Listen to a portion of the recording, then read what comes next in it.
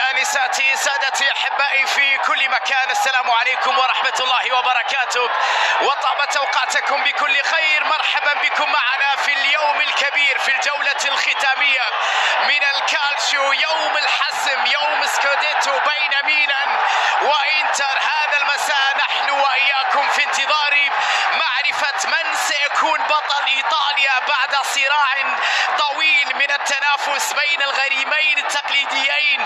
وهذا المساء بالتأكيد كل الأنظار موجهة إلى هذا الملعب، إلى هذه المدينة، إلى هذه الأجواء في ملعب مابي في ريجيو إيميليا، عندما يزور ميلان فريق ساسولو وهو في حاجة إلى الانتصار أو التشكيل في الهجوم الثلاثي. المباراة الأخيرة ضد سامدوريا، كرة أولى لكنها في يد الحارس.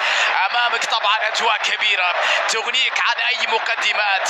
أنديز على الجهة اليسرى، ثيو أمام تغطية وركنية أولى أمام ميلان، محاولة تسديد كرة لكن التغطية اليسار، محاولة بكرة عرضية لكنها سهلة في يدي. الكرة في اللعب، تسديدة قوية لكنها عالية، وفي الأخير تحولت إلى ضربة مرمى. بيراردي اللي سجل قريب في مباراة أخرى ضد إنتر، كرة عرضية بالراس خطيرة، يا إلهي.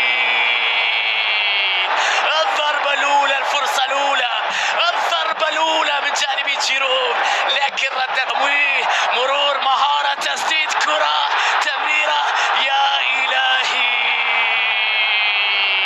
لقطة أخرى ضاعت على ميلان. أي فرص يضيعونها اليوم، أي كرات يضيعونها في مباراة اليوم.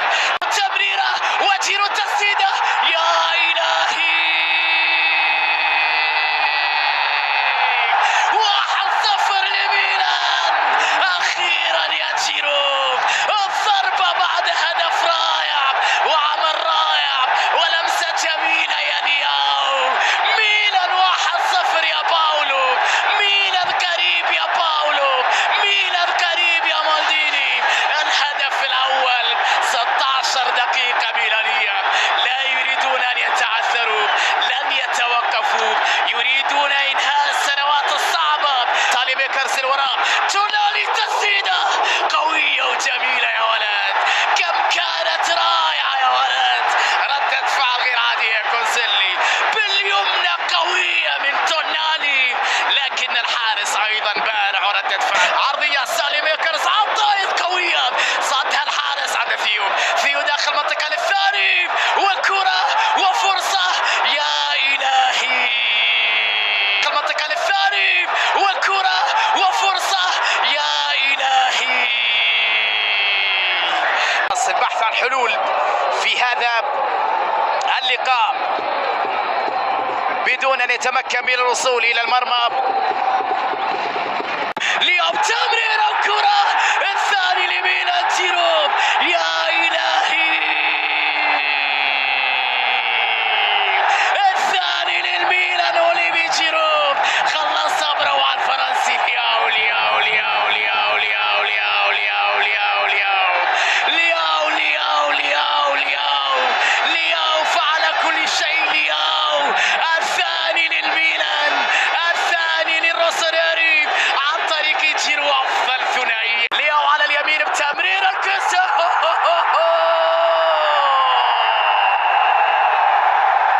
روسونيري كامبيوني دي إيطاليا.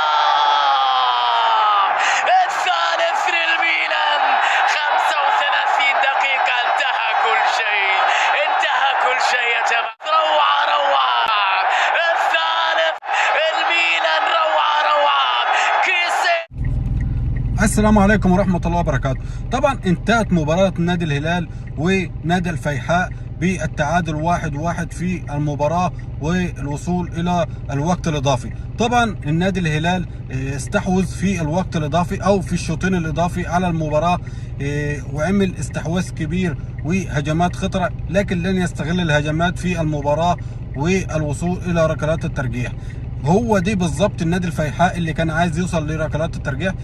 نادي الفيحاء عمل مباراه قويه قصاد نادي الهلال، اللي كل كان متوقع فوز النادي الهلال اليوم على النادي الفيحاء، وكل كان متوقع النتيجه ان الهلال يفوز في المباراه، لكن اتفاجئ نادي الهلال ان المباراه كانت صعبه عليه. نادي الفيحاء عرف يوصل بالماتش الى الوقت الاضافي، لكن بعد الوقت الاضافي الى ركلات الترجيح. لكن نادي الهلال استحوذ كتير في الماتش، لكن ما استغلش الهجمات والفرص اللي جات له طول الماتش، ما استغلهاش، وضيع هجمات كتير واستحواذ كتير لنادي الهلال. كل التقدير طبعا للنادي الفيحاء والوصول الى الوقت الاضافي وضربات الترجيح. طبعا الفريقين وصلوا الى ركلات الترجيح، لكن فاز نادي الفيحاء 4-2 في حتى ركلات الترجيح. كانت ركلات ترجيح مثيره جدا، ضيع نادي الهلال كتيره في ركلات الترجيح، لكن الحظ لن يوفق مع نادي الهلال. كل التوفيق والف مبروك لنادي الفيحاء في المباراة.